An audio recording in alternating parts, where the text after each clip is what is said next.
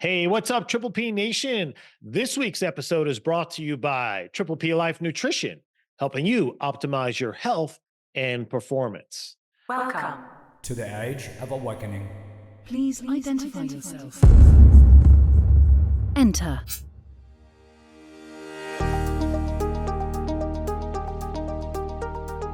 Hey, Triple P Nation, welcome back to the podcast, where this week we're going to explore the tools, tactics, and strategies to help you achieve personal and business mastery. And this week we're going to be really focusing on personal mastery, because this mission of this podcast is to help you, entrepreneurs and professionals, learn how to grow in the 4 key areas of life, which is mentally, physically, spiritually, and of course, financially, so you can experience abundant prosperity. I'm your host, Dr. Jay LaGuardia. Welcome back. If you're new, welcome to the show. Hope you stick around long enough to check out our content. I think you're going to like it. And for those of you who have been around a long time, love and appreciate you guys. Thank you so much. If you haven't, please give us a comment, like, a share, a follow, a subscribe, whatever you need. It would really help us. And we really appreciate to know what you think. Matters to me for sure. Dr. J at Triple P Life. Tell me if you're like, hey man, this stuff is amazing. We'd love more. Or can you talk about this? Or I'd like for you to discuss that. Or you know what? You're full of it, man. I don't care. I love it all. I love the feedback. And I always get back to you and respond to you personally. No teams members going to do it.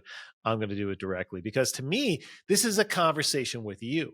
Sure, I'm behind the mic. It's kind of a monologue, but it's really not. I think of it as a dialogue. I think you're sitting in front of me, you and I are having a conversation, and I try to anticipate the questions you might have based on the weekly topic. And then from there, I go and I take it and I answer it. So this week, I'm excited to talk to you about your most important relationship. Think about that. But before you come up with your answer, I also want to discuss with you our weekly success snack feature, which is entitled, Hey, Choose Your Thoughts Wisely. Look, we know, right, as humans, we have an incredible ability to find exactly what it is that we're looking for, which can work for you or against you.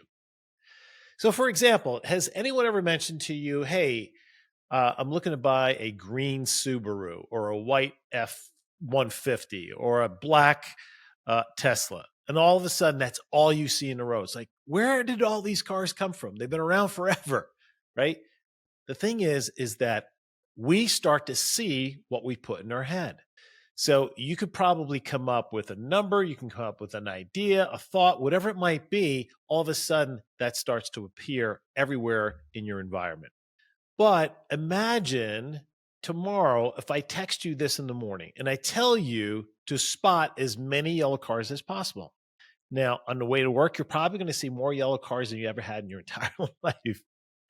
And the thing is, because we as humans, we have this ability to always find what it is that we're looking for, which really means 2 things. It could either be we find the good in life, or we find the negative or the bad in life. See, if you are always stuck in a negative mindset and you're always complaining and bitching about your life and how it's not going the way it is, and that you're convinced that people who are successful, their success is at your expense and that you're a victim, and then the world is out to get you, and that everything that's in the world is going down the drain, and what's the point? Well, let me tell you something. You're going to find all the evidence you want in the universe to support that belief. But what if you're wrong? What if that's not the case at all? Or that you've just allowed your mind only to tune in to the negativity? I was just interviewed on a podcast earlier today, and I talked about boundaries, avoiding the negative impulses and toxic thoughts that pervade in our society, protecting your mindset, because it can catch you so quickly and just take you down into that drain, and you just can't find your way out. Now, what about the flip side? What if you believed inherently the world is good and people are good?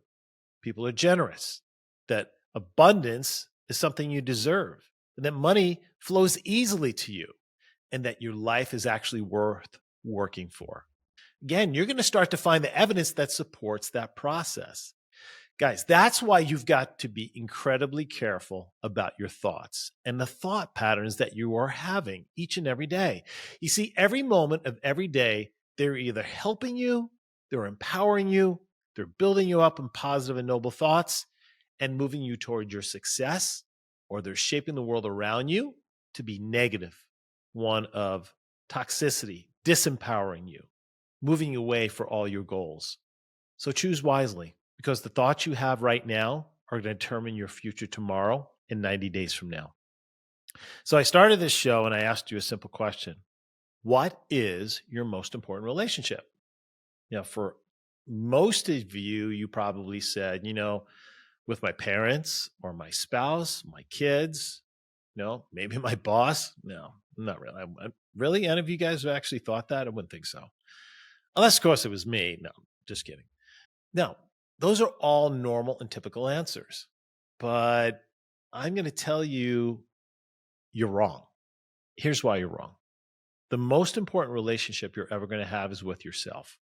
Just like I just talked about in our Success Snack feature. If you don't like you, you don't have the capacity to like others. If you don't love you, you don't have the capacity to love others, whether you have kids or not, whether if you're in a significant relationship or not. It's impossible to bring the very best you if you don't like the version of you that currently exists. And the thing is, this is so damaging in every aspect of life. And I really want to cover this here today because I was thinking about this because in the world in which we exist, there's so much self-loathing. There's so much self-pity. There's so much victimization. And all those are choices, by the way, right? Those are mindsets that we choose to basically swim in, right? You have the choice to think positive or empowering. I don't mean willy-nilly, hey, let's think positive. I'm thinking in real terms in which can have a dramatic impact on your life and the direction of your life. The thing about the relationship you have with you, it impacts everything in your life. It affects your physical well-being, your emotional well-being, your financial well-being, your financial abundance, your prosperity, the people who you attract into your life. Everything is determined on how you feel and the relationship you have with yourself. So when you don't like you and you fail to treat yourself with respect, it's going to lead to a variety of negative consequences in so many aspects. So I want to cover a few of those. If you don't like you, is it possible you're going to have high self-esteem? Well, it's pretty obvious, right? If you don't like you, are you going to treat yourself with respect? You see, when we don't like ourselves and we have low self-esteem, we have this feeling, this pervasive sense of inadequacy. Just not good enough. I'm not worthy enough. I don't deserve success. I don't deserve to find that special someone in my life. You're going to have self-doubt, which is going to undermine your confidence. And it's definitely going to affect your ability to grow and expand beyond where you're currently at. That's one of the negative side effects of not liking yourself is low self-esteem. The other, or the next one, is negative self-talk. Have you ever seen someone who likes themselves engage in negative self-talk? I mean, if you really do have a level of self-respect, sure, you may have negative thoughts, but you quickly identify and have self-awareness and identify the fact that negative self-talk doesn't serve you. But if you're someone who doesn't like you, you're frequently engaged in negative self-talk. You're always criticizing yourself. And you could hear it when you're having conversations with people who don't like themselves. You're like, man, I can't believe you're talking to yourself this way. In fact, this past year, last fall, when we did our GPS to Success Summit, we had a young gal there, and she's just a superhuman being. And after the event, she came over and asked me a couple of questions, and I could really sense she was shaken emotionally in a good way. Like, finally, she had an awareness of kind of where her headspace was at, but she felt empowered that she now had some tools to begin to change it. Never did it before. And I asked her, I said, what really holds you back? What are some of the biggest challenges you had? And she said to me, Jay, she goes, if you heard me speak to myself, she said, you would cry. She said, no person should ever speak to another person the way I speak to me. And that just blew me away. It shocked me.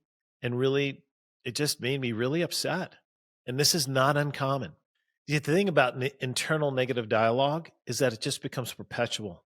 You get this sense, this constant sense of lack of worthiness. And so you never step outside yourself and challenge yourself because you don't think that you're going to accomplish anything or that you deserve to accomplish it. And then you continually reinforce negative beliefs. And it's just this perpetual cycle. So another effect of a lack of loving yourself or not having good relationship with yourself is a poor mental attitude, right? So it's going to impact your mental health for sure. And the thing is, again, we are experiencing record rates of depression, anxiety, and suicide never seen in history before, particularly with young people. So we know there's a mental health component to this. Now, you may think, okay, it's mental health. There's some sort of brain chemical imbalance. And I'm telling you, in my belief system, from my own personal experience, right? Chicken or egg. I believe in this case, it's the negative mindset that begins to change how our brain wires and fires. And therefore, the neurochemicals, right, that make us feel good, the serotonin, the dopamine, begins to become affected as a result of it. Or you say, well, maybe those things get affected and then we start to feel that way. I'm not saying it's not possible, but I'm saying it's just as possible. When we don't like ourselves, when we're stuck in negative self-talk, we have low self-esteem, this is the foundational pieces that begins to bring on poor mental health. And so therefore, we really begin to see all these conditions rise rapidly. And at the foundation, without question, was the pandemic, was the human disconnection. So people were already struggling, connecting with other people, feeling a sense of worthiness. Now they're isolated and they're watching social media and they're seeing this an illusion of these people having this amazing life that they don't believe they deserve or can ever achieve, which, by the way, just found out today, right? Probably knew this, but not to the same level. Oftentimes, those are bot accounts designed specifically to make you feel unworthy. Why? So you go out and purchase their psychotropic drugs. There's so much to this here. So the thing is, constant self-criticism and negative self-perception is without question going to be foundational pieces and exacerbate mental health issues, which of course is going to decrease your overall well-being. So number 4 on the list here is that you're going to have unhealthy coping mechanisms. So you are probably going to notice you're going to struggle with any self-dislike, and you may resort to unhealthy coping mechanisms to really numb the escape from the negative feelings that you're experiencing. So what are those negative coping mechanisms? You guys know. And again, at all-time highs, right? Drug addiction, alcohol addiction, overeating, self-harm, sexual addictions. And it's because there's a void within us. When there's a void, right, we need some sort of dopamine rush that gives us a sudden rush that makes us feel good. So whether it is the substance or the alcohol or the food or the sex or whatever it may be, we get that sudden dopamine rush, but it quickly goes away. And it reminds us there's still this void, this huge gap that lives within us. And so we have to do it again and again. And this is where addiction occurs. So I'm going to say something for some of you may feel offended, but frankly, I don't really care because it's just true in my world. When we don't have a center, a core, something to believe in that's bigger than ourselves, I believe it's one of the root causes from this unhappiness, this lack of thriving. Because when we have this sense of a higher purpose, call it God, call it whatever you want, right? We feel like we're not in this alone. We feel like there is something there to help us, to guide us, to support us, to encourage us, to love us, to give us direction, to give us hope, to give us faith. And it's not by accident. As the world has become more secular over the last 60 years, the rate of these mental health issues have risen exponentially. You see, when God is out of our life, it's not that there's now a gap. Something fills that gap. There has to fill that gap. So it's replaced with some sort of other deity or theology or ideology. That gap always has to be filled. So my belief is that the more we fill it from within and that higher purpose, that sense of a being bigger than us that's there as I mentioned, to help us, to guide us, to love us, to support us, to nurture us in many ways, becomes the route towards healing, to recovery, to understanding, to acceptance. So next on my list is, when you don't like you, what's your ability to build great relationships? Probably quite small, right? When we have a negative self-perception, it's going to spill over into our most important relationships, which of course is going to challenge us in our ability to maintain any type of healthy connection. I often told my kids, try to bring a whole version of you once you find that perfect person, or what you think is the perfect person. I believe that most relationships that fail because they're set up to fail. We find someone who we're attracted to that fills a void within us. And not to, in the distant future, we realize that no one can fill a void that exists within us. We have to fill it ourselves. They complement us, right? When we come to a relationship, when I think about my wife, Pam didn't bring 50, I didn't bring 50 and made 100. She brought 100, I brought 100, and we made it even better. Now, not to say she was a perfect person or I'm a perfect person, but we weren't looking for each other to fill the gap that exists within us. That was something we worked on personally to improve, to gain, to grow. So people who don't like themselves are going to struggle with trust, their ability to experience intimacy, and certainly communicate, no question. It's going to strain any kind of relationship you can possibly imagine, including not only your closest, but with your friends, your coworkers. So the next thing is underachievement. When we believe that we're not worthy or incapable, it hinders our ability to grow personally. And so we may set low self-expectations for ourselves because it's easier to set low expectations and hit them than set high expectations and not hit them. So therefore we avoid challenges. And we've become really good at self-sabotage. So maybe I should take a minute here and why I'm talking to you about this. Because this guy or gal I'm talking to you about was me. Yeah. Back in my 20s, I had really low self-esteem. I was the most negative person you'd ever met. My wife would tell you that. I certainly probably wasn't in very good mental health. And in fact, in my late 20s, I dealt with severe depression, right? This was a culmination over years and years. I didn't know how to cope, partied too much, did some pretty dumb stuff. I wasn't great in relationships. Fortunately, I had an incredible wife, and she stuck with me. She always said she married potential. So hopefully now I'm fulfilling that potential for her. And I totally underachieved. So what I'm talking to you about is me. But I'm not that way anymore. And I'll tell you how I overcame that. There's two other ones I want to cover. There's also the physical effects. And that's the effects of the dislike and the self-neglect that can extend into every aspect of our health. Right? We're not going to worry about eating right. Who cares? We don't like ourselves. Eat the pizza. Why should I eat some broccoli? I don't really give a crap about myself. I'm not going to exercise. Why am I going to exercise? Just stay home, sit on a couch, watch Netflix, and just stay in the self-loathing mindset. We're not going to take care of ourselves. We're not going to work on our mindset, and it just perpetuates. It exacerbates into more damaging health conditions as we get older. And then finally, number 8, and this is what was really highlighted during the pandemic, was a sense of isolation. So this sense of isolation and alienation comes from this sense of we don't like who we are, so why would we expect anyone to like us? And we don't have the self-confidence to go out and to engage in more relationships or in a group environment. So I just withdraw because I feel socially awkward or socially awkward. I feel unworthy. I feel like I'm not going to make kind of connections. So what's the point? Plus, what if I do and others reject me? Now all I'm doing is just really emphasizing what I already knew. So that just perpetuates the cycle of loneliness, which further then diminishes our self-esteem. So what do? Well, certainly you can seek mental help, right?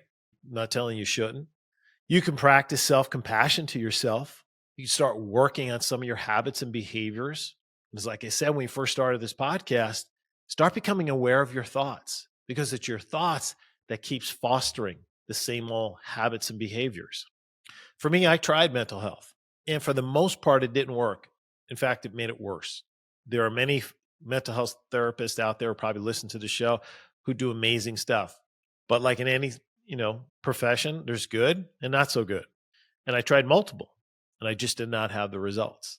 I had to do the work for me. I had to figure it out on my own. For some, they need other people to help them figure it out for them or figure out with them. And so what did I do? Well, the first step was I had to become self-aware. I had to develop a relationship with myself that I can really get in tune with who I was and how I was feeling. I had to really start to own my thoughts. I had to acknowledge my strengths and weaknesses and then notice what motivated me, right? And what allows me to make more informed decisions so I can live more authentically. So authenticity, which is one of the 8 habits of success I write in my book, Change Your Mind, Change Your Destiny. I wasn't being the authentic me because I lacked the self-awareness of who that was. I tried to fit into a mold and model what other people perceived me, which I thought they perceived I needed to be. So I was living a lie. I wasn't living authentically. And I've said a million times, the person who taught me about authenticity was my son. I never met a human being who danced to his own drummer and give a rat's ass what anybody else thought. And he was living right in the same home as me. Major inspiration for me. In fact, I got it tattooed on my arm. So the next thing I did, I had to practice self-acceptance. I really began to notice and acknowledge, you know what? I'm not perfect. I have flaws. We all have flaws. And this is really an essential component for mental well-being. Some people don't like their nose. They're too short. They're too tall. Maybe, they're a little rounder. They want to be, they want to have, they want to be 6'3", or maybe they have blue eyes instead of brown. I don't know. I don't know. All these stupid things we put on our helmets. At some point, you just got to be happy who you are. Now, that doesn't mean that we don't work on becoming a better version of ourselves, because we always should be doing that. But even during that process, we should be grateful for who we are and thankful for where we're at currently, knowing that we're working on becoming the next best version of ourselves. And that's not just a personal growth throwaway line. It's just not. You see, when you're in a positive relationship with yourself, you're definitely more likely to be compassionate toward yourself. Give yourself grace. Allow yourself to make mistakes. Embrace your imperfections. That's what makes you uniquely you. And the more I learned that, it really helped me start to come out of these doldrums. The next thing I did was work on my self-esteem, building that healthy relationship. I started to read and study about leadership and personal growth. I started to study and learn about mindset and what builds self-esteem, what builds self-confidence. You know what? Getting your ass up and doing stuff, right? And getting wins, or stumbling, dealing with obstacles and overcoming those obstacles, which builds confidence.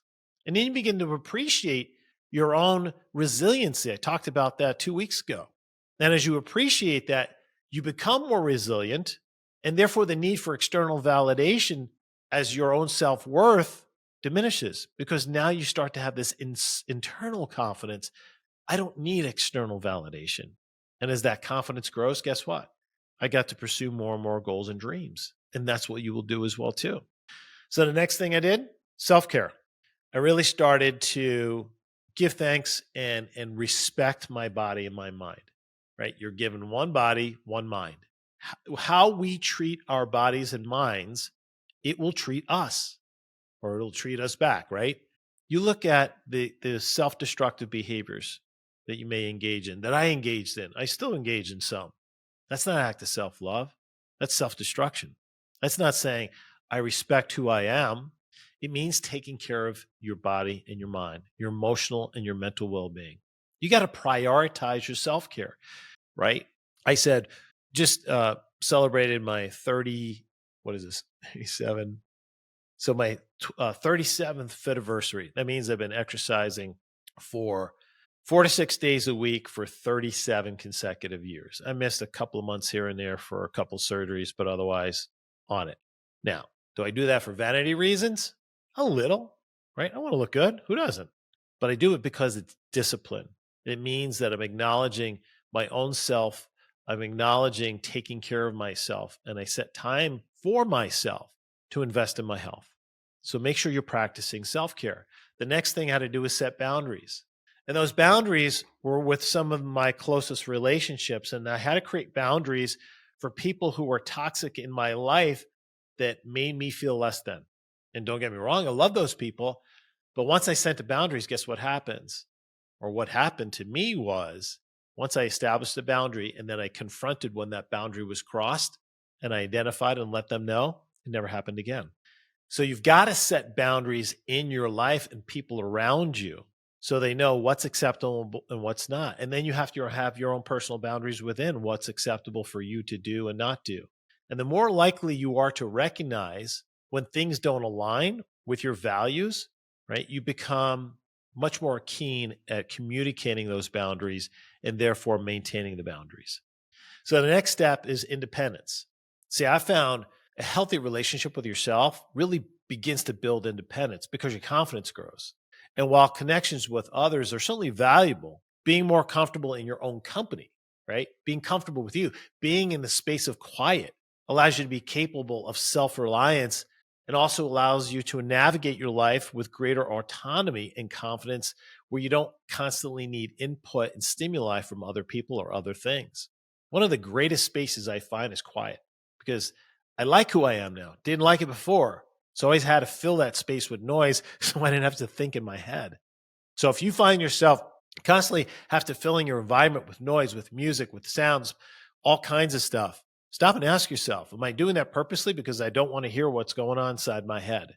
So number 7 is resiliency. I talked about it last week, so I'm not going to take much to cover this, but cultivating a positive relationship with yourself is definitely going to help you become more resilient. When we face with setbacks or adversity, you're going to be better equipped to bounce back. And then what you learn from that experience is going to allow you to continue to moving forward more resilient and with more determination. And finally, the last one being fulfillment.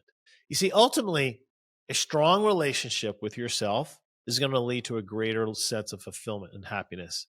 And that's what we're pursuing. All of us are, whether we know it or not. We just want to be happy, want to feel safe and loved and cared for. When you know and you feel accepted and you accept yourself, guys, you're going to pursue more goals. Your relationships are going to align. They're going to be deeper, more intimate, more meaningful, more nurturing. They're going to align with your true desires. And by far, this is going to lead to a more meaningful and satisfied life. It's the life we call the Triple P life. So Triple P Nation, I started this podcast by asking you a simple question. What's the most important relationship in your life? And I hope you now realize it's the one you have with yourself. So here's what I'm asking. What are you doing currently to build and strengthen the relationship you have with you? Do you love you? I don't mean in a self-loathing way. Come on, guys. But do you love you? Well, how would I know that? Do you treat yourself with respect? Is your internal dialogue respectful? Is it kind? Is it loving? Do your habits and behaviors, are they respectful? Do you treat your body well? Do you exercise? Do you get enough rest? Do you do the things that you know you need to do to maximize your physical performance, your mental well-being? Are you pursuing your highest ambitions? Do you live life with passion? Are you kind to other people? These are all signs that you love yourself. And if there's some areas that are good, great. Some areas that need to be improved, absolutely. That's what part of this journey is. No one's perfect. I'm not. No one is. But it's the pursuit of constant, never-ending personal improvement. The acknowledgement, you know what? There's more things that I can do to grow, to become a better version of myself, to become a better husband, dad, mother, father, boss, worker, friend, community, neighbor, whatever the case may be. How can I contribute to society, to my family, to make it better? How can I be a little kinder today to myself and to everyone around me? And if you want help, you need some guidance, I'd encourage you to check out my book, Change Your Mind, Change Your Destiny, The 8 Habits of Success. I talk about the 8 success habits, which will build your mind, expand your consciousness, and help you pursue all the goals and dreams that you desire. There's many resources out there, but if you're not doing anything actively, I encourage you to start to take action. Be an action-oriented person. If you're listening to this podcast, you probably already are, so congratulations. I'm not surprised. But if you're new and you're just learning about the Triple P Life podcast, you're learning about why empowering your dreams, igniting your passion, and accelerating your prosperity is something worthy to pursue. It starts with you. As you grow, your life grows. Growing people's, well, I should say, as we grow, our lives grow. I was going to say growing people grow businesses, but this is more generic than just businesses. I know we talk to entrepreneurs all the time, but this is bigger than that. But who cares if you got a great business? Every aspect of your life sucks. So let me know what you think. Email me, drjay at Triple P Life. Again, what did you like? What resonated with you? What moved you? Do you want some help? Maybe myself or one of my coaches, we can help you, work you through this, support you, encourage you, give you the tools, teach you how to work through this process like I did. Because it's doable, guys. It's just a want to. And I know you want to, because who doesn't want to live a better life? Who doesn't want to live a more meaningful and satisfying life? So guys, as I always say, Triple P Nation, love you, each and every one of you. I'm humbled each week that you choose to join me for a little bit of time here, because it's about our community and what we can do to make the world better, locally, right, and globally. Let's be a part of the change. Let's make sure that great content flows through us, not to us. Share this with other people you know may be struggling emotionally, physically, who may be struggling mentally, who may be struggling in their relationships, struggling with their health, struggling with their mindsets, their negative thoughts. Unfortunately, there are way too many of us out here. Share this. Imagine how it could change their life. And you know that you were just a little part of that spark, that inspiration that fired up in their minds for them to take action and change the direction and the course of their life. So Triple P Nation, you be you. Just be the best you. And I promise you will always empower your dreams, ignite your passion, and accelerate your prosperity. Until next week, everyone, be well.